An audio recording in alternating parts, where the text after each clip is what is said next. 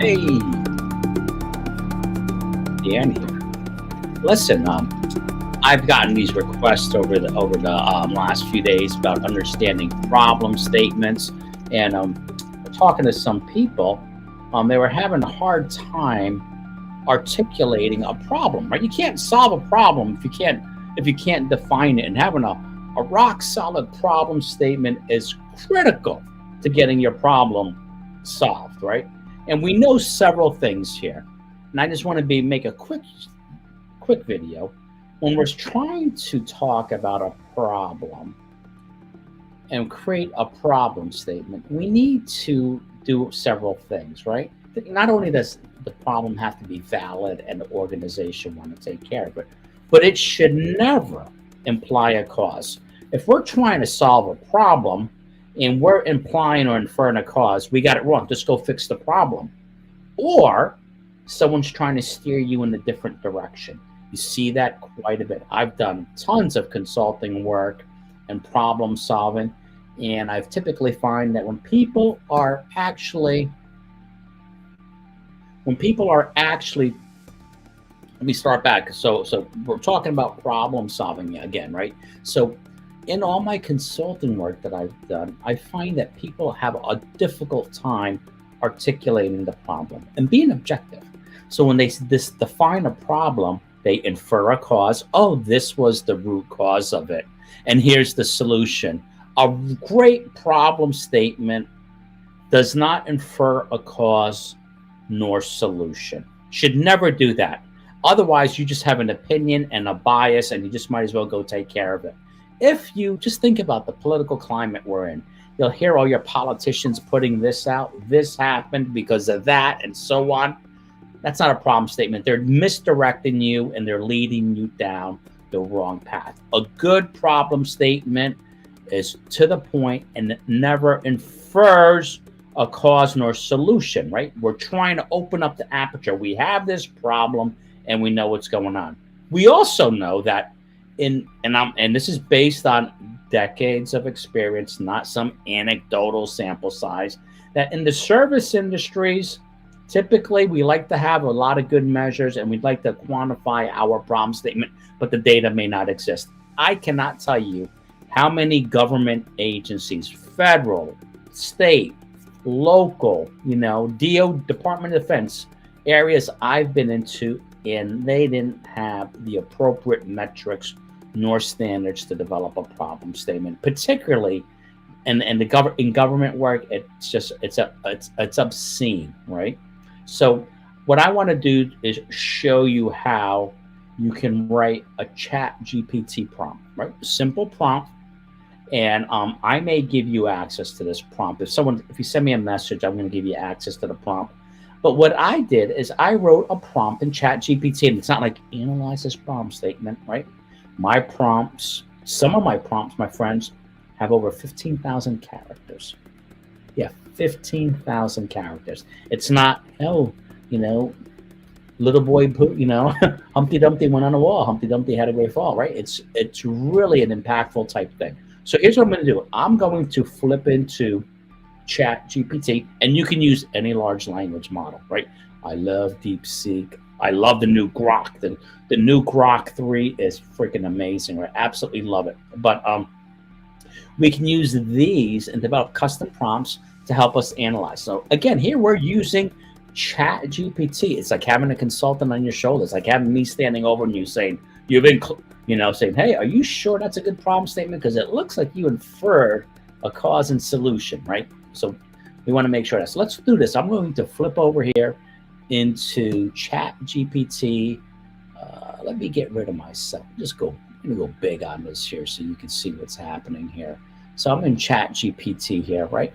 And what I did here is I have a bunch of preemptive prompts already written. If you pay for Chat GPT, you can get a bunch of GPTs and you can save them and you can share them and do all that stuff. But you see, I have one here called problem statement analysis. What I'm going to do is I found some problem statements from existing projects and things like that, that, believe it or not, some black belts and master black belts let it go, right? I'm not one to let nasty problem statements linger. What I'm going to do is I'm going to paste in the problem statement here, and I'm going to read it out loud to you, and then we're going to see what you think about that problem statement. So let me find a problem statement here. Here's one. Right? It says 60.1% of billable requests had an actual billing rate below the expected billing rate of $175 an hour, right? Right there, I think that one sentence might be enough. What happens is people like to pile on and add other stuff to it. The more you add to it, the more we're going to pick apart. But in some cases, they're trying to add a bias or a reason for doing a project. Actual effort spent on billable request cases too often comes in over the estimated effort amount, thus yielding a net effect billable rate less than 175 hours, right? So this is talking about the one of the possible causes. That drives me crazy, right? This first prompt sentence would have been great. No, we're going to validate the causes, right? We're not going to put blinders on. Once you put a potential cause in there, you're putting blinders, and people aren't going to explore other things. But let's see what my bot says. Now, this bot's probably only about 3,000 characters or so. It's not 15,000. But we're going to run this bot, and it's like having me standing over your shoulder, and it's analyzing this problem statement. And let's see what it says. It says the problem statement provides specific measurable issue, 60.1%. That's good, right? It also mentions actual effort exceeds estimates leading to lower billable rates. However, this is vague, and you already know I don't like that in there, right? Let's see what it says. The statement remains neutral and factual. It's not subjective. Relevance, it seems to be tied to revenue. There's some relevance in there. Exclusions to solutions. It doesn't necessarily state a solution, right? Which is good. But to me, it infers some sort of cause, right? It should never have a cause and effect in there. Inclusion of cause and effect considerations. The statement hints at a cause and effect relationship, higher actual effort, lower billing rates. And you might say, Dan, that's obvious. Well, maybe there's something else in there. We're going to do a project, right? If that's the case, let's not put on our blinders. Let's look at everything that possibly contributes to this problem, right? So it says it does not provide specific data to support the claim, right? So right there, it's saying, we got maybe a little bias going on or a little assumption going on, but we're going to look at it deeply, right? And then here it rewrites the problem statement for us, right? And I think when it says retained the measurable impact, I would have just gone with this statement right here, right? Which removes some of the implied cause or consequences of what we're seeing. It may be true what we're seeing, but I think at this point, all we need to know is that 60.1% of the billable requests had an actual billing rate less than $175 an hour. Let's go figure it out, right? Who knows what that reason is? I don't want to have my blinders put on me. In the note here, it says we've removed too often and replaced with frequently to remove some of that qualitative net billable rates under $175 to leading to realized lower billable rates for clarity.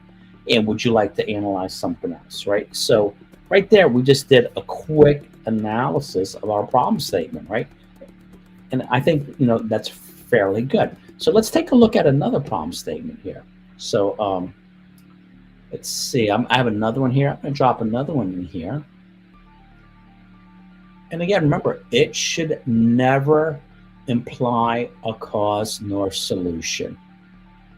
Let's take a look at this one here. I'm going to drop one in here right here. I don't know where I picked these up from. So here it says the current effort necessary to upgrade customers limited our upgrade capacity, right? So the current effort necessary to upgrade customers limited our upgrade capacity to 107 full upgrade completions in year blah, blah, blah, right? So right there, I'm already having a stroke, right? We have some sort of inferred cause, and you may say, Dan, that's obvious. No, it's not obvious. right? It's obvious you want to get this project done, kicked off and going, but I'd rather have it open-ended and explore all the potential issues that we may have there. And then let's see, continue down. It says, let's see what does it say here. And so it limits our, the current median effort is 215 hours per customer, includes many manual tasks and manual fixes of known problems. So here again, this would never get by me. Infer some causes in here, which drives me insane, because I think again, once we infer some sort of cause, we put blinders on our team and we're steering them in a particular direction, right? And you see this quite a bit. I can tell you, like, I did so much work in public sector businesses. They'll give you a problem statement like that. It's a redirect, right? So once they try to redirect you in a location, you have to be aware, I wonder what else could have been causing that, right? They're trying to lead you down to the easiest possible solution. The statement provides specific data points: 107 full upgrade completions and 215 effort hours per customer. However, all right, we know that XXX is large. The phrase many manual tasks and manual fixes of known problems is somewhat qualitative. How many, right? But we know we really don't need that. The statement remains neutral, factual. Its relevance, the problem directly relates to upgrade capacity. Exclusion of a solution, right? The statement doesn't suggest a solution, which is good. It's clear in language, a little jargon free. We got a little warning sign here. The statement implies that manual tasks contribute to high effort hours, but does not quantify their impact. If available, how much data should be there? We know we should even have that in there, right? So I am going to go back and fix this chat bot. And I'm going to I'm going to list almost every possible situation of a cause and effect. And I'm going to put a big red warning flag that says, do we really need to infer a cause here? Because we shouldn't, right? And then here it says, in a specific year, upgrade capacity was limited to 107 full upgrade completions due to high efforts required per customer. Due to infers, so I have to fix my bot. But I haven't ran this bot, so I will fix this bot. Anything due to is going to be removed, right? So here, it rewrote the problem statement, but at least it gave us some warnings, some inclinations of what's wrong with that problem statement. And I know a lot of you are going to want to put due to in there, right? That comes later on, especially in the Six Sigma world. In the Six Sigma world, we're just defining the problem and the opportunity, the goal there. In the measure phase, we'll measure and try to understand where we are, if this data is valid. In the analyze phase, we'll take all that and we'll use a bunch of fantastic brainstorming tools to identify the potential causes and narrow it down to the vital few. And then in improve phase, we'll brainstorm a bunch of potential solutions and put them in place. If you know this is the cause, let's say hypothetically you know this is the cause, just go fix it, right? Why are we waiting? Just go do it. Let's do one more of these here. Let's see if I have another problem statement here. I just wanted to have some fun. Let's see, I think I have one more in here. The order delivery process.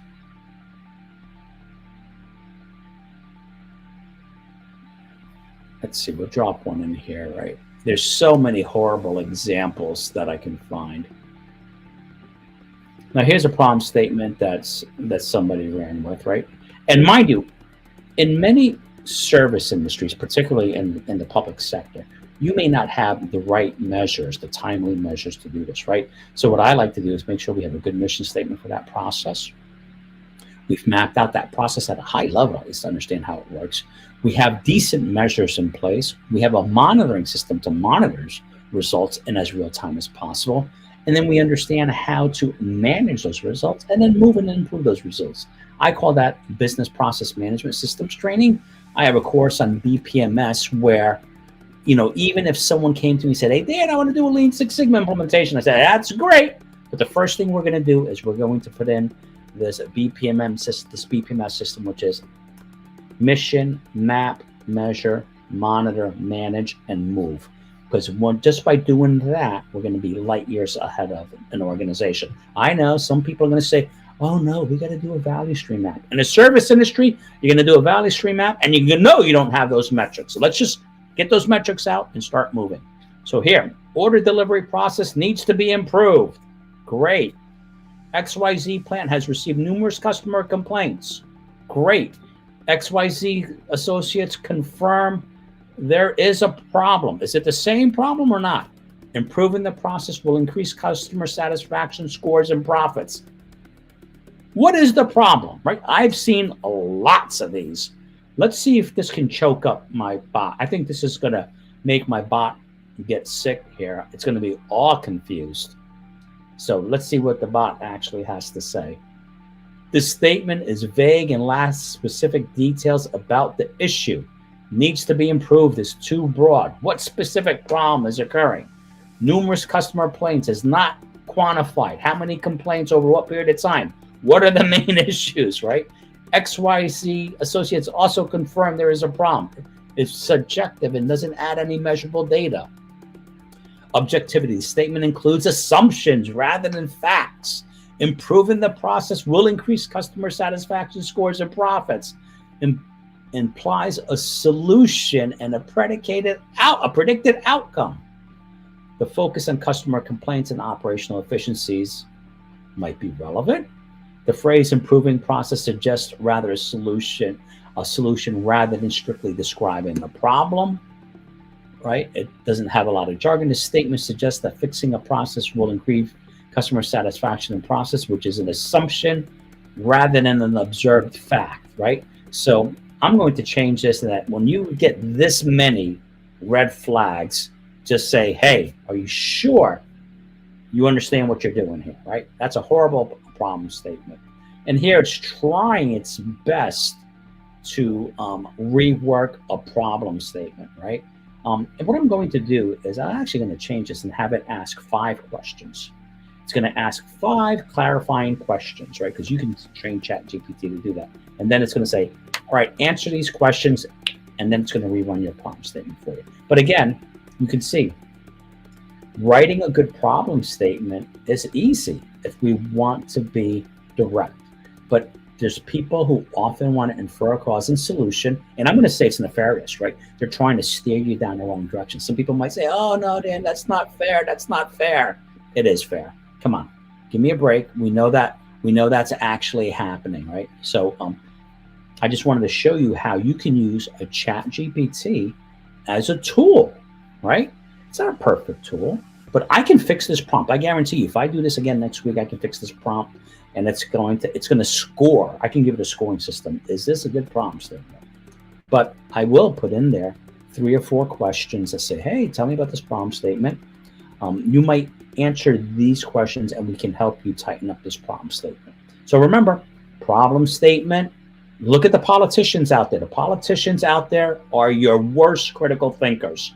They're going to say, look, because of this, you're going to get this, right? Just look at your local politician, your senator, your congressman. I'm sure they're out there on Facebook and Twitter. Depending on what party they're at, they're saying, do this and you're going to get this. Here's the problem. So we've done that. Horrible critical thinking and complex problem solving skills. So tip of the day, you can use ChatGPT if you take the time and you understand the characteristics of a good problem statement. You can use it to help you leverage problem statements, analyze problem statements. Remember, your problem statement should never infer a cause nor solution. If you see a cause or solution being inferred, that means people are trying to put blinders on you. They're leading you. They're trying to, I call it a misdirect. To me, it's an immediate misdirect, right? Because we should know better than that. So that's the tip of the day, folks. ChatGPT is a fantastic tool. All of them, right now are working great if you know how to use it. You need to take the time to learn how to write good prompts and understand the output that you're getting. If you're getting a horrible result from ChatGPT or DeepSeek or Grok, it's probably because you didn't do a good job writing a prompt. And again, context matters. I told you, some of my prompts are over 15,000 characters long. That's quite a bit of scripting, training, and writing. Look out, I'm going to be promoting a course here where I'm going to show you how to use ChatGPT to help you with your projects, right? As having a coach on your shoulder there. I have a whole workbook written up around Lean Six Sigma prompts, right? And how to use those prompts, how to interpret those prompts, how to write a good prompt. So be on the lookout for that if you're interested in it. And like I say, I'm putting the AI in demand. It's here to stay. We need to embrace it, right? We need to leverage it. And in association with that, having great chat bots, right? All of you, with whatever expertise field you're in, you can create a knowledge base that is a chat bot. And in case you forget something, sometimes I forget how to calculate the coefficient of variation, right? And I have to go in here, oh man, how do we calculate that again, right? And it's going to give me the right answer, right? So have a good one, folks. I hope you learned something. Problem statements. A well-defined problem is half solved. Never infer a cause nor solution if you want to be taken seriously. Have a great one, folks. And again, if you want to see horrible problem statements, go look at something your politicians are writing up. All right. Ciao.